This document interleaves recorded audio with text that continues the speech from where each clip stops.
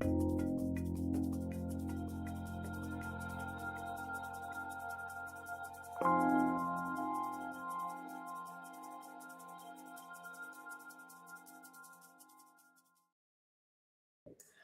everybody. Dr. Deb Kennedy here. I am the lead instructor of the Food Coach Academy. And the reason I'm hearing from this ear is you're going to hear the water boil in a second because we're focusing on mental health. And I've got to add boiling water to my wakame, which is quite dry. So one sec. It's very loud. Wakame is super healthy for mental health.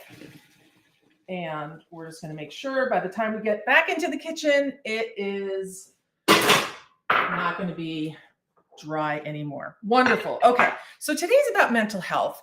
We've got nothing to be stressed about, do we? Wink, wink. Yes, we are a very stressed society, very, very stressed. And I want to help you get through the holidays, and I want to help you help others get through the holidays. So I'm going to go through a presentation, and then we're going to get back into the kitchen like we usually do. And you're going to see a couple of links on the Rouxbe site. You're going to see a link to something called Psych, Food, and Mood. I had created a couple of years ago a 8-week course on Psych, Food, and Mood, of which I'm going to be talking about some of that today. There's also a link to the textbook called Psych, Food, and Mood. And I did that work with the most amazing clinician. He's a psychiatrist. His name is Jonathan Burgess, and he is one of the most intelligent clinicians in the world of nutrition and culinary medicine. And he helped write this chapter or this book on Psych, Food, and Mood. So I am just a nod out to you, Jonathan. And then I have the questions that I'm going to answer at the end. So let's just start by going through the PowerPoint, which I'm going to switch over to in a second. I hope you're all well. I hope you're doing well. All right, so we are over and we are going to jump right on in. All right. Thumbs up, we're all set. All right, why is it jumping ahead? No jumping ahead. All right, so the Food Coach Academy that is on the Rouxbe platform is an academy that goes through the basics of food, fruits, vegetables, whole grains. It teaches you how to cook food in a healthy way so that the healthy food's the delicious food. And it sets you up to become a food coach, someone that is helping others make healthy decisions through the types of food they like, not we like, but they like. It has to be culturally diverse. And so that's the basis of the Food Coach Academy. And then I have different topic areas, of which Psych, Food, and Mood is one of them. And that's what we're going to go into today. So why we're speaking about mental health is because there is a lot of mental health disorder, especially after COVID. The rates of anxiety and depression really skyrocketed. So we want to help those that are struggling. When we look at psychiatric episodes, 50% of those occur before the age of 14. And then by the age of 24, it goes up to 75%. So our tweens, our teens, our elementary school students are not immune to the effects of mental health. So think broadly when you're working with a mental health population. I actually taught this course to an inpatient psych facility, and they started cooking this way for their patients, and they loved it. It was a great success. I trained the chefs and the nurses. So you can do whatever you want with this. Help yourself. So I'm going to define what nutrition psychiatry is and what it is not. I am then going to go into the role of what culinary medicine is in mental health specifically. And then we're going to go through some diets. And then we're going to go through what we need for healthy mental health, which is we want to decrease the amount of oxidation. So we're going to go into that. We want to be able to build the neurotransmitters that are basically the messages that come from our brain into our bodies, and we want to build new neural connections. And that's what's called brain-derived neurotropic factors. And that's the most exciting part of this whole talk. And then we're going to get into the kitchen. So nutrition psychiatry is basically about consuming foods and nutrients that are necessary or helpful for the structure and the function of the nervous system. So what can support building neurotransmitters? What can support neural connections? And in general, health behaviors that are beneficial, that what they usually say is, if it's healthy from the neck down, it's healthy from the neck up. So what's good for the cardiovascular and metabolic health is good for our brain. So you're going to see a lot of similarities between what you need to do for health for your heart and what you need to do for health for your brain. And this is the most important thing I'm going to say, right? Food and nutrition do not take the place of standard medicine. They're an adjunct, meaning they go with. Culinary medicine has several roles in mental health support. The first and foremost, and this goes with anything you'll ever hear me say, and if you followed me, you know I say this all the time, that unless you have a healthy baseline diet, there's just so much you're going to be able to throw at your body. But if the basis isn't healthy, then you're going to have limited improvement in your mental health. And we're going to go through what that diet actually looks like. And then we're going to focus on foods shown to actually promote mental health. Those that increase neural connections, that are anti-inflammatory, they're antioxidants, and then how to cultivate a microbiome that's diverse, and how to improve the gut-brain axis. And then the third thing culinary medicine helps us do is to provide cofactors, building blocks, if you will, for neurotransmitters, for the brain's cellular structure, as well as how can we influence genetic expression through nutrients in our foods. So that is super, super exciting. Now, the standard American diet, known as SAD, I'm sure that does not come as a shock to you, the standard American diet. Most of us know about it. And on average, Americans consume between 13 and 24% of their daily calories from added sugar, and that is a huge amount. And we're taking in a lot of sodium, more than the 2,300 milligrams a day that we need. Actually, men are taking in 4,200 and women almost 3,000. So when I say statistics like that, we're consuming a lot of sugar and salt. I'm talking about hyper palatable foods. Those are foods that are basically designed on the bench in a lab to make you crave it so much that you have a hard time stopping. So for instance, when someone makes a hyper palatable food, let's just take potato chips for an example, and it has a certain amount of fat in it. They find that, okay, if I just gave you potato chips with fat but no salt and no sugar, then you would not be able to, sorry, it's going wacko on me. Then you would be able to stop at a certain point. Let's say you can stop here. And then they add some salt to it. The amount you're going to eat is a lot more. That height of what the base that you're going to get to is going to be higher. And then if they add a little bit of sugar to that salt and that fat, well, thank you, but there's no going back. You're going to have one potato chip that turns into the whole bag. So a standard American diet is high also in red and processed meats and the things that are, and it's large portions, excess calories, and it's really low in the things that make us healthy, the baseline diet: fruits, vegetables, whole grain, fiber, right? Legumes. When we look at the standard American diet, that shows what happens when individuals follow the standard American diet. Okay, guys, there's something wacky happening. I'm getting some what feedback. What effect that has on the brain and mental health is not good. Sorry about that. You actually see a smaller hippocampus. Okay. I'm not sure if you hear my voice and a recorded voice. Volume, and with that comes cognitive impairment.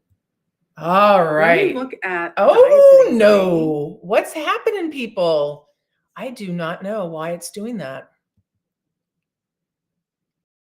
All right, I think it went away. Fingers crossed. You know what? This is a wonky day to begin with. All right.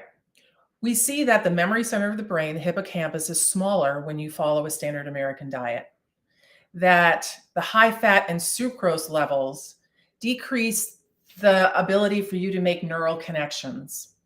And the lower diet quality is associated with a negative mental health in children and adolescents. There's a greater risk of depression, anxiety, and ADHD. When we look at diet and Okay, anxiety, so we're going to stop that for a second.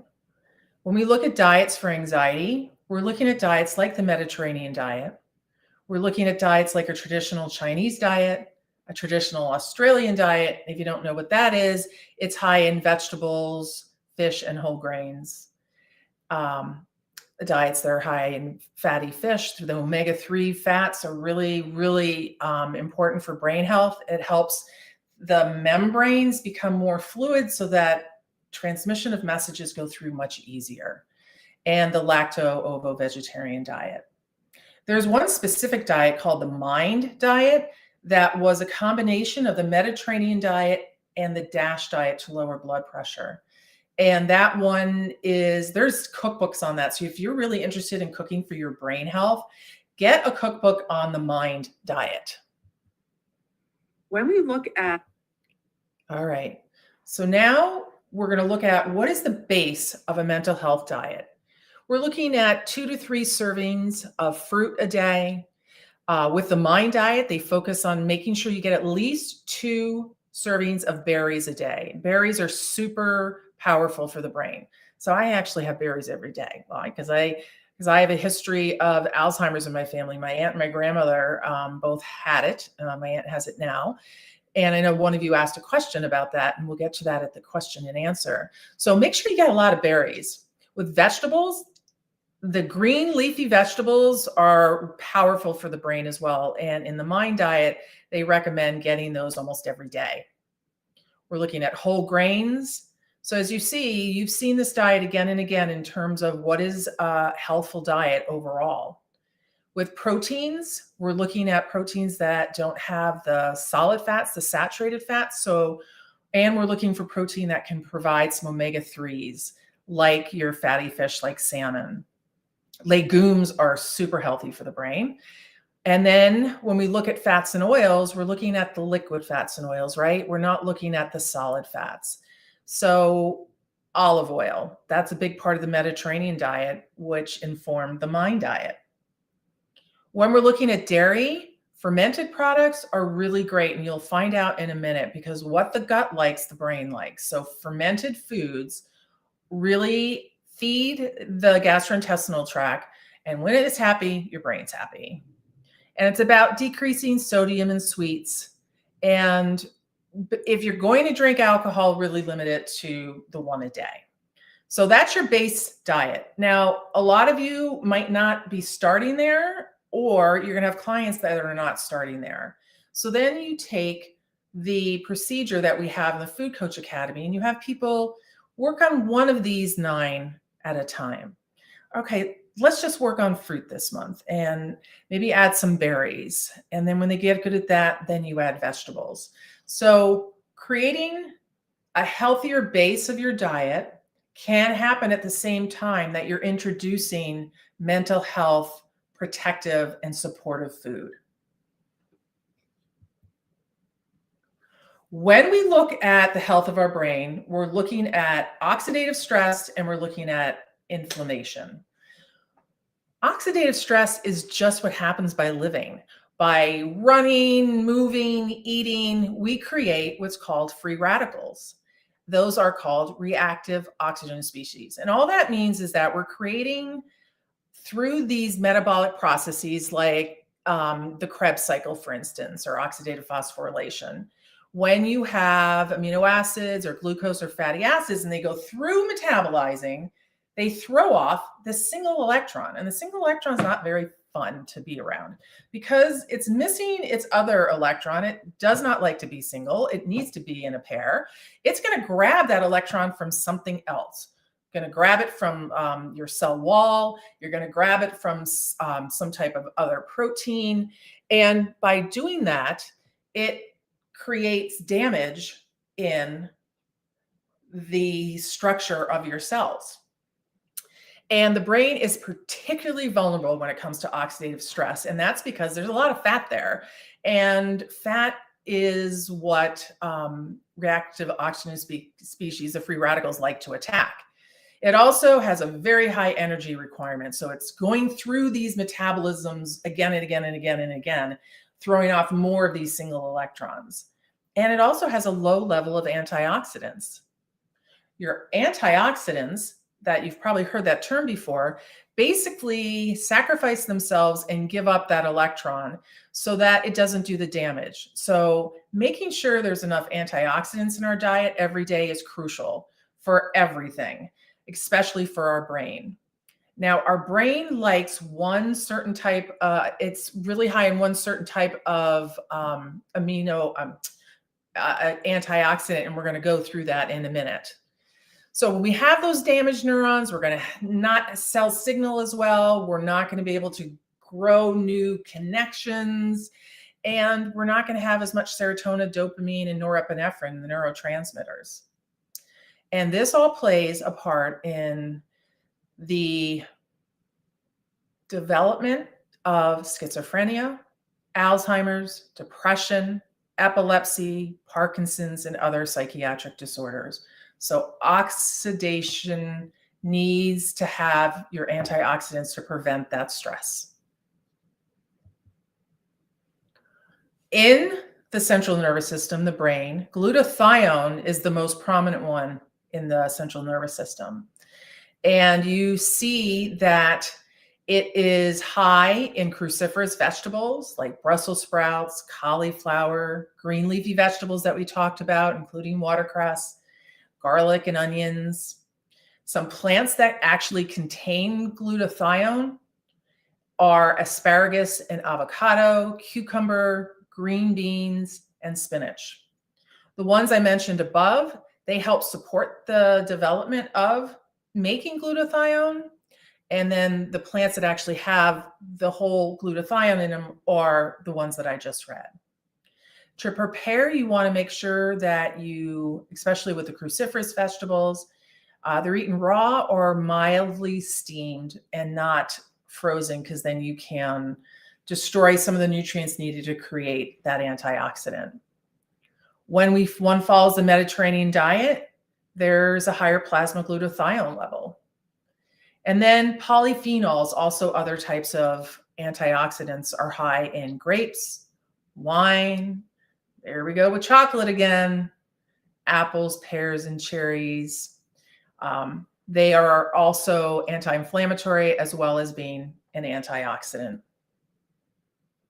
So now we're looking at the gut-brain axis. I wish I could see your hands raised, because how many of you have heard of the second brain? That's what a lot of people are calling the gut, because there's more than 500 million neurons around the neural connection outside of the brain around your intestines.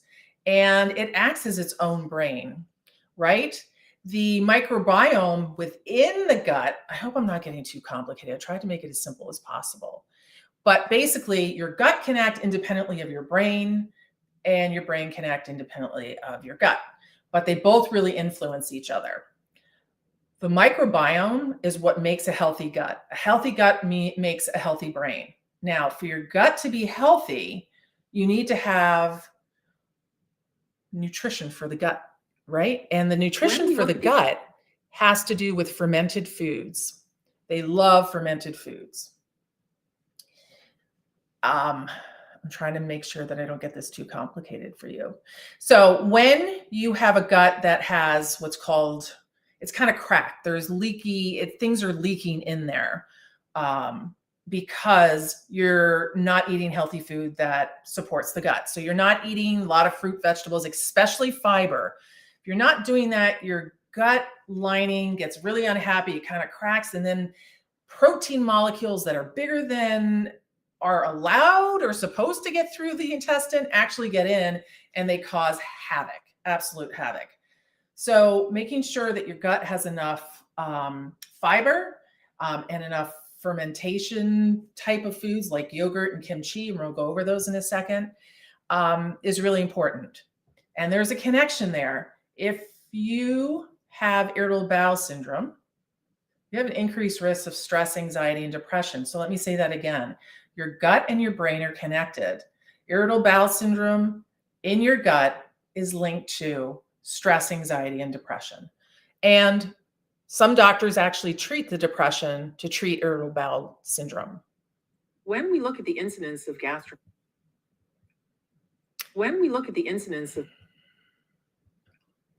Okay, people, I'm sorry again. issues, Just going to give it a second. Okay, it'll stop like the 5th time I do it. All right. So up to 60% of patients with anxiety have irritable bowel syndrome, which I told you is caused by changes in the gut mobility.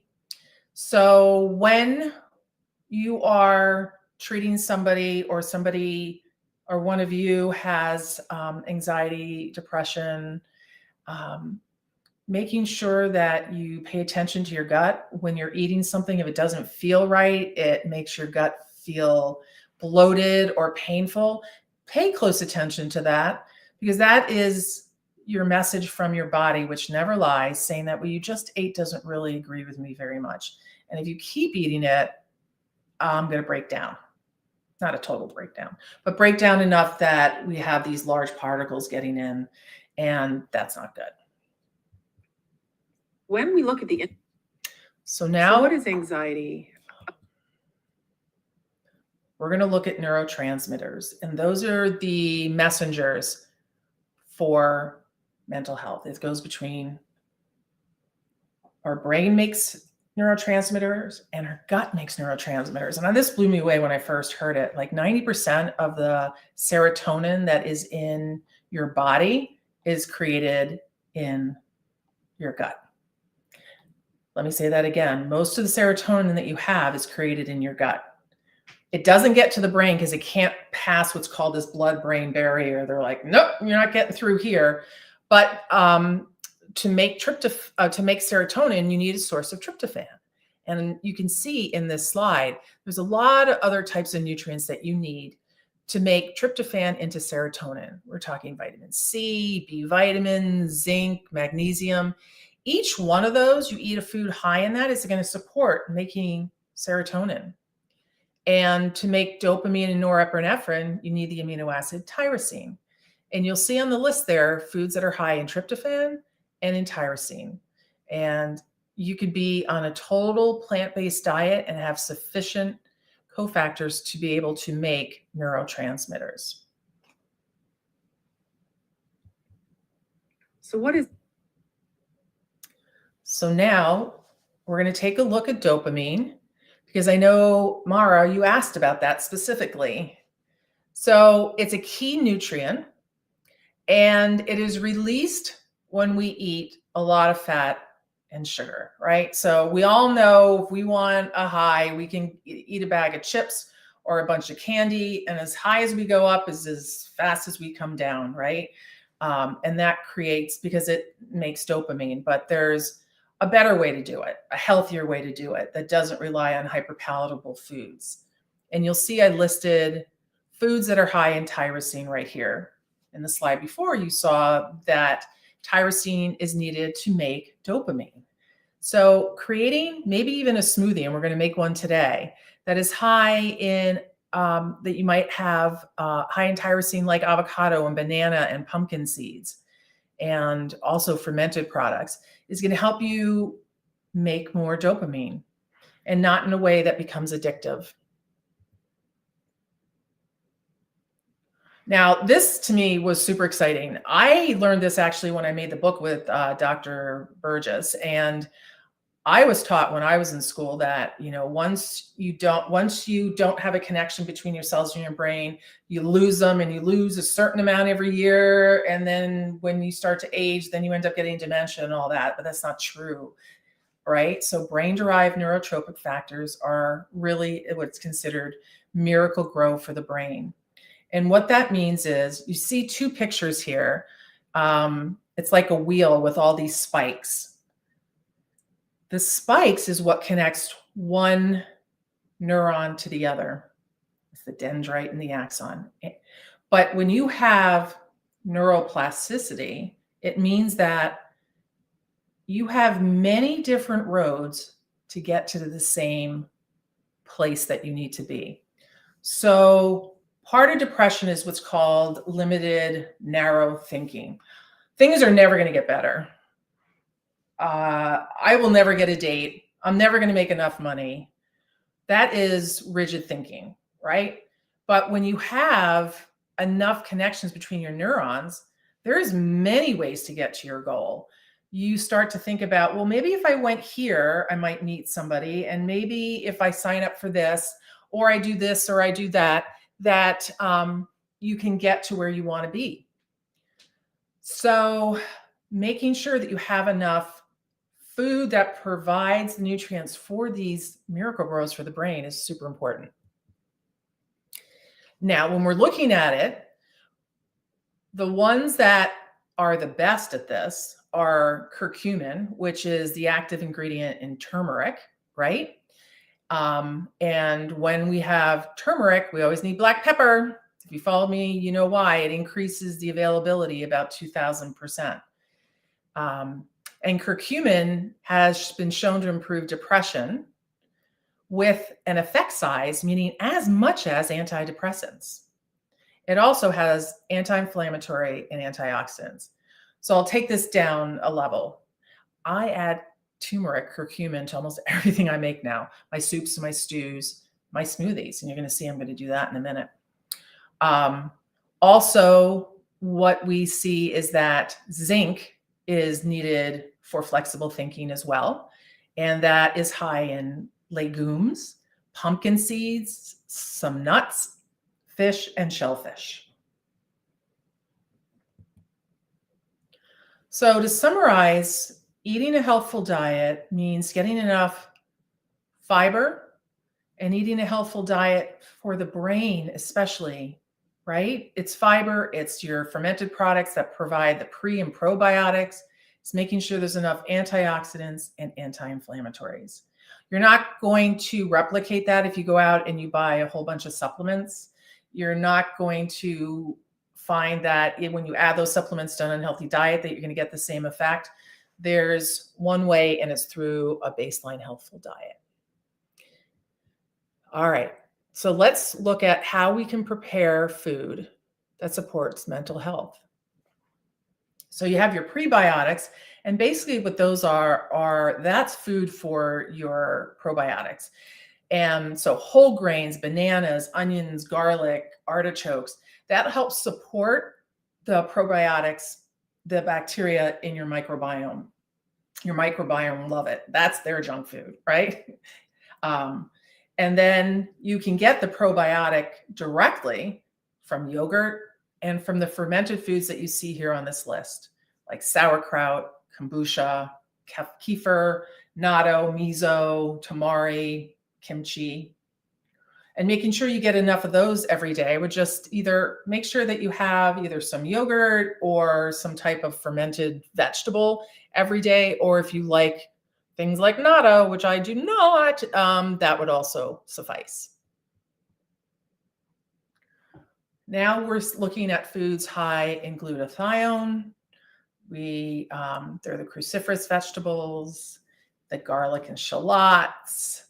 Also foods that are high in vitamin C. We saw when we're making neurotransmitters, we needed vitamin C. Those are often found in citrus. Selenium-rich foods, because we need selenium to make our neurotransmitters. And we went through foods that are high in glutathione. So I'm going to go through this, and then we're going to go and actually make them ourselves. So when I put this together, and you have a handout actually that you can download, that's going to include how to build a mental health smoothie. And you're going to see in here, it starts with having your base of yogurt or tofu, things that are fermented. And to that, making sure there's a leafy green in there. You got to have your leafy green, maybe some citrus or berries. Remember the mind diet with berries. And then add in some chia or flax seeds, the curcumin with the black pepper, And then add in some chocolate if you want, or pumpkin seeds or avocado. And you can make this as the base and add other things on if you want, or choose within these three and make your own smoothie. So it doesn't have to be the same every day because I don't want you getting bored. And then we're going to make a seaweed salad, right? Remember the seaweed? It's nice and soft here right now because we want to make those neural connections and we want to have strong antioxidants. So I'm going to tell you a little bit about seaweed, right? You want to avoid or rarely eat sugar kelp, kombu, and oarweed. And the reason for that is they have like 2 to 4 times the toxic amount of iodine per day. So if you're going to eat them, don't eat them often. But there's a ton of others you can have: the nori, the winged kelp, wakame, sea lettuce, awanori, and focus on those. They really help to support memory. And some other brain emerging foods, healthy foods, are, I mentioned the cacao, which is chocolate, lion's mane mushroom, and the curcumin. Okay, that's a meal right there. Try this. Saute some of the garlic and the onion, right?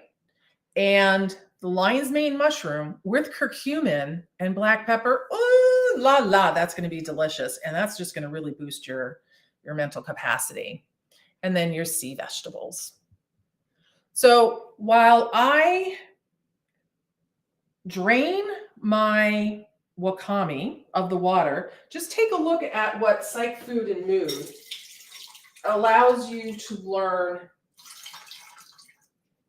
in that 8-week course. What I do is you get the information and then you go to the kitchen and I show you how to make food. So it's both in the kitchen as well as the information that you need to follow a brain healthy diet.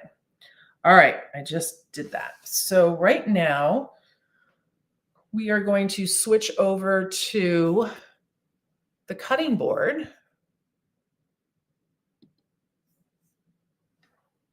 All right. So we are at the cutting board right now, and we are going to make the seafood salad. And I have my recipe right here, which you're going to have access to. So the wakame that I got was dried wakame, and I couldn't find any hijiki. So again, following me, if you don't have one thing, substitute it with another. So this was dried wakame, and I definitely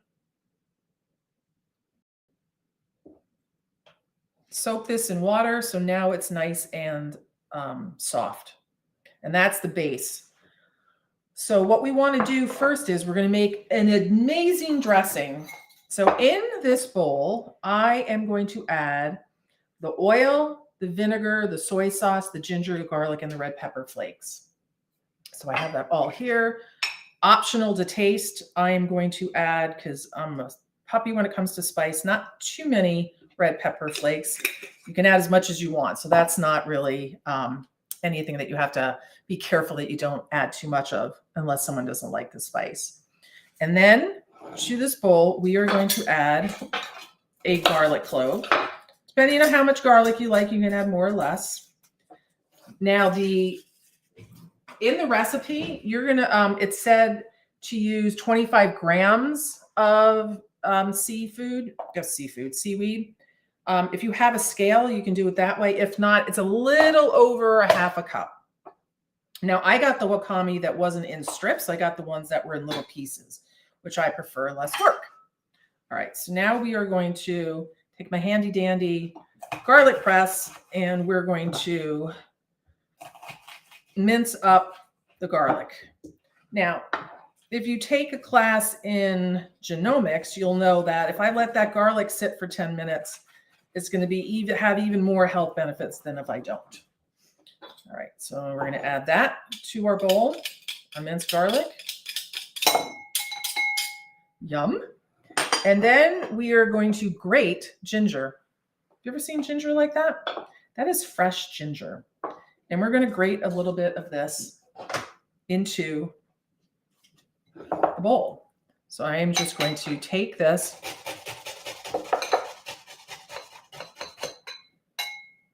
and most of it is stuck. So I'm just getting it out there like that. All right. So we have our ginger, our garlic, and our red pepper flakes. Then we're going to have 2 teaspoons of toasted sesame oil, which I absolutely love toasted sesame oil. It's one of my new things, especially when making like a soup, or if you want to make the best broccoli of your life. I'm going to talk while I do this. So 2 teaspoons of this. You steam your broccoli and then you saute it when it's still crunchy in a pan with toasted sesame oil and a little bit of soy sauce. My kids ask for it and we fight over the leftovers. I am not making that up. All right, so we've got that. And now we're going to have our soy sauce, 2 tablespoons. Okay, so I think 2 tablespoons, no freaking way am I using 2 tablespoons of soy sauce. That's way too much sodium. So even though that's what the recipe called for, I'm going to do 1 teaspoon. And so do you see what I'm doing here? I'm like thinking about health, my family, who doesn't need all that sodium. So you don't have to follow that exactly. And then 2 tablespoons of rice wine vinegar. That'll do. Because that's going to give it the acid and that kick. And that's what we want. So 2 tablespoons of that. All right. There we have everything. And then we're going to whisk this up.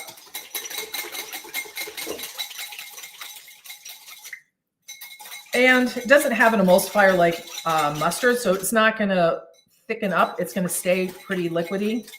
All right. Wonderful. Oh, I wish we had smell-o-vision. It smells so good. And now what I'm going to do is we are going to grate 2 carrots.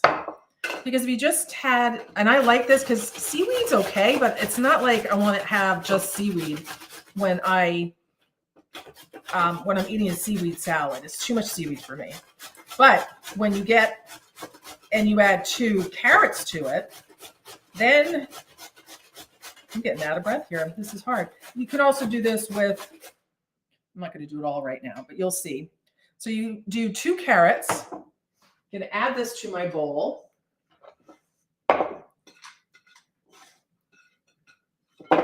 We are going to add the seaweed. Now, because I didn't add enough, we're just going to pretend here. We're going to pretend I added a whole bunch of 2 cups of carrots. You don't need as much. And then we're going to add some of the dressing on top of that. You don't need all of it, right? Because I only did like half the recipe, not even. And we're going to add some sesame seeds. Because you got the crunch. You got to get the crunch. We need a scallion. So you see, we've got our, here we go. All right. We got some scallions in there. And then my favorite of all favorites, unless you taste it like soap, is cilantro. We're just going to create. Oh, it smells so good, people, so good. And we're going to stir this up. You know, if you have like a piece of, depending if you have meat in your diet or not, so like this would go well with some chicken or some fish, some tofu. It's a nice side dish because it adds like a whole bunch of flavor. And I'm going to take a little taste of it. And then you're going to have seaweed in my teeth the whole time. Okay, you know what it says? It says refrigerate for 30 minutes because I can't pick up on a lot of the flavors. They still haven't, they're kind of like lying on top of each other instead of just being delicious in and of itself. So you let this rest for 30 minutes. Try it and let me know how you liked it, please. And let me know how you make your own type of seaweed salad. What do you add? The one thing I'm going to say right now is that I would add some cashew nuts to this. And you know why? Because it adds a little sweetness. Cashews are my #1 tool for adding a little sweetness to a dish, whether that's a soup or a stew or a salad, and I need a little bit of sweetness without adding sugar, I add some cashews. That needs a little sweetness to it, maybe some apple. All right, we made that recipe. You got a 6 out of 10. Okay, so we have that. So that is your seaweed salad. I'm gonna have to have a sip of water because my mouth tastes like the bottom of the sea. And now we are going to pull out a tray that I have that has on it what you need to make a smoothie. Can I just say, smoothies are a really great way, especially if you want to get medicinal. When you're just eating a healthy diet and you eat mostly plant-based foods and you do that easily, God bless you. Not many people I know are able to do that. So my insurance is a smoothie every day. I do it in the morning. I'll make one in the morning and I might make enough. I usually do make enough to last for 3 days, but no more than 3 days. So we're going to build our own smoothie based on our Build the Smoothie handout that we have. And I've got a high-speed blender right next to me. Now that high-speed blender, I just purchased because Vitamix once a year has these great sales. I tried to do it with a regular blender and you still get these chunks, but no matter which way you need to do it the way that you can afford to do it. So what I want to do in my Build a Smoothie, I'm going to start with a base of yogurt. I also have tofu I could use, but one of my sons is allergic to soy, so I am not going to do that. So I'm going to add the yogurt to the blender. And I gotta make sure there's enough time. So I'm gonna do this really fast. All right, I'm gonna add a little bit of water so that things don't stick at the bottom. The water's going in. I'm going to add a tablespoon of flax seeds. I am going to add a tablespoon of pumpkin seeds. I'm making enough for one. Then I'm going to add a dash of turmeric. I did have fresh turmeric, but you know what happened? I forgot I had it and it went rotten. And a little bit of black pepper. Got to have our black pepper. Turmeric and black pepper. Sonny and Cher. Peanut butter and chocolate have to go together in order to survive. And I'm going to add a banana. If I can get that open. Banana we go. Again, choosing which one you want.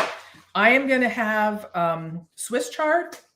So I'm going to put in some Swiss chard and some cucumber. I don't know where my dog is, but when he hears cucumber, he usually comes running. All right, so I'm going to blend that up, and then we're getting right to questions. All right, it's going to get loud.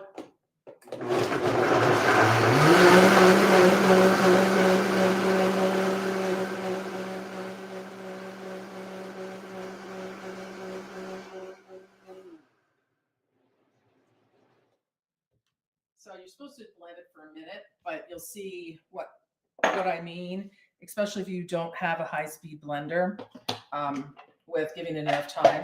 And it's totally fine because I don't freak out, but kids would be like, oh, there's green specks in my smoothie. So here we go. Here's the smoothie. A little bit of green flecks, not a lot. That's got a very interesting taste. It's actually pretty good. I could have added some cocoa to it if I wanted, but I wasn't in the mood for that. All right, let's get back to questions. And here we go. So Mara, we went over the foods that improve mood, increasing dopamine. And a lot of people have an addiction to food, hyperpalatable food or sugary food, because it gives them that dopamine fix.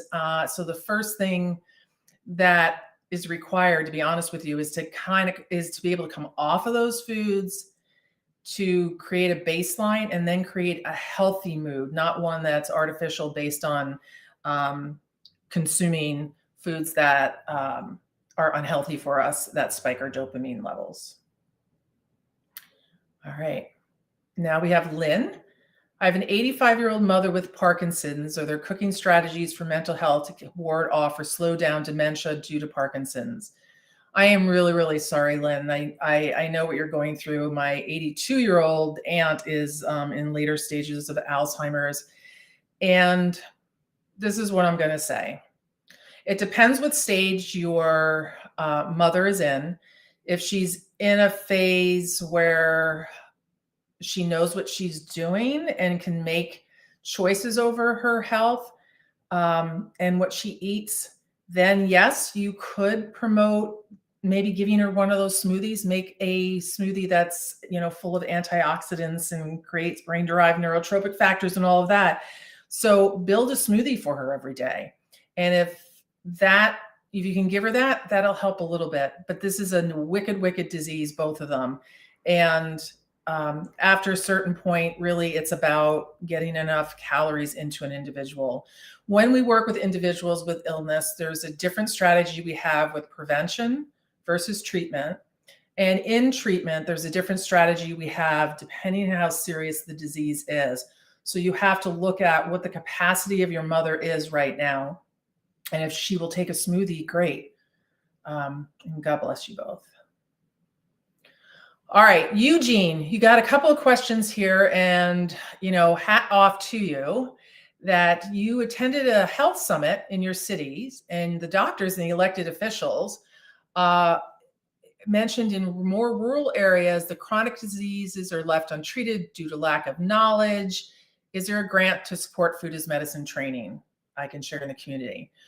So basically, food as medicine is a brand new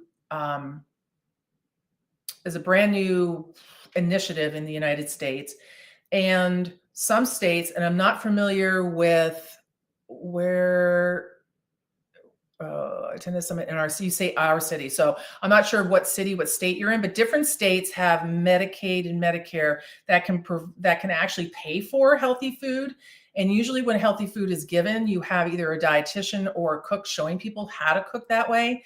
So I would look into your food as medicine Medicaid policy in your state, or you can just reach out to me and I can help you find that to see if there is money there for creating what's called prescription programs. So physicians prescribing groceries or foods or meals to individuals, especially those that are underserved. As a nutritionist and chef, how would you start health and nutrition cooking show presentations in a rural community? Excellent question, Eugene. First and foremost, I would train someone in the community to teach the community, like teaches like, because there is a big distrust between mental health, any type of practitioner or Western medicine practitioner, and those that live in rural communities. And COVID showed us that in spades, this disconnect and untrust between segments of our society. So the whole point of the Food Coach Academy is to train individuals in the community to become that leader, that culinary medicine leader in their rural communities. So that's what I would say, Eugene. I would say train somebody, if not yourself, to become a food coach and get out there in the community. Can blood sugar spikes lead to feelings of anxiety and irritability? Well, it's not so much, Michael, the spike, but when it starts to come down, absolutely. I liken it to when you drink a bunch of alcohol and then you start to you get a hangover, like it starts to go through your system. And that's when the anxiety and the irritability kick in. So alcohol and sugar are very similar in terms of their euphoric effects on us, and definitely spiking your blood sugar and having that then come crashing down will lead definitely to anxiety and irritability. Michael, you don't want to be around me when I've had a lot of chocolate. All right, Anna. Hello, do you have any recommendations for a diet that improves focus and concentration with intense training like MMA and weightlifting? Go, Anna. Yeah, there's in the Psych, Food, and Mood book that there's a link there to the Amazon chapter. There's a whole section on increasing your concentration, right? And I would introduce those foods. And again, it's going to be about protein.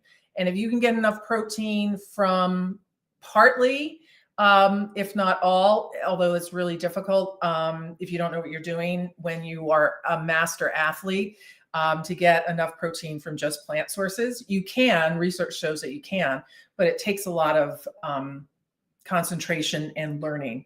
Excuse me. Sorry about that. Talking New York Minute, this is what happens. All right. Will the slides be available? No, Charlene, the slides won't be available, but the book's available and the class is available, and they are, everything I went over is covered in both the book and in the course. But thank you for asking. Is it important to purchase organic turmeric? Barbara, I'm going to answer that question in general terms. What research shows is that if you can afford organic turmeric, that's what I would do. If you can't, the benefits of turmeric are going to so outweigh the tiny amount of pesticides because you're not using, when I'm looking around, you're not going to use, where did my ginger go? So turmeric kind of looks like this. So it's a tiny thing, and then you're going to grate it as well. So I wouldn't let that make or break your decision to add turmeric to your diet. I freeze fresh turmeric and ginger. What are your thoughts? That's what I definitely freeze fresh ginger and turmeric, and that's totally fine. It preserves it. When they were talking about the cruciferous vegetables, that's when they said don't freeze these because it wasn't the curcumin in it. The amount of curcumin in this raw versus frozen is going to be the exact same. So you do not have to worry about that. And had I, Anna Marie, put my turmeric in the freezer, I would have had one to show you, but I don't. I do not. So with that, I want to wish you happy mental health through everything that's happening, through Thanksgiving and Christmas, and may you make healthful decisions. And may you make not too many of them, that you stress yourself out, that you stop enjoying the holidays. So if it's as simple as, I'm not going to add butter to my potatoes this year, I'm going to roast some garlic and I'm going to add that with a tiny bit of butter, you go. That is a fabulous improvement. So may you make healthy decisions to love your body and yourself, and happy holidays, everybody.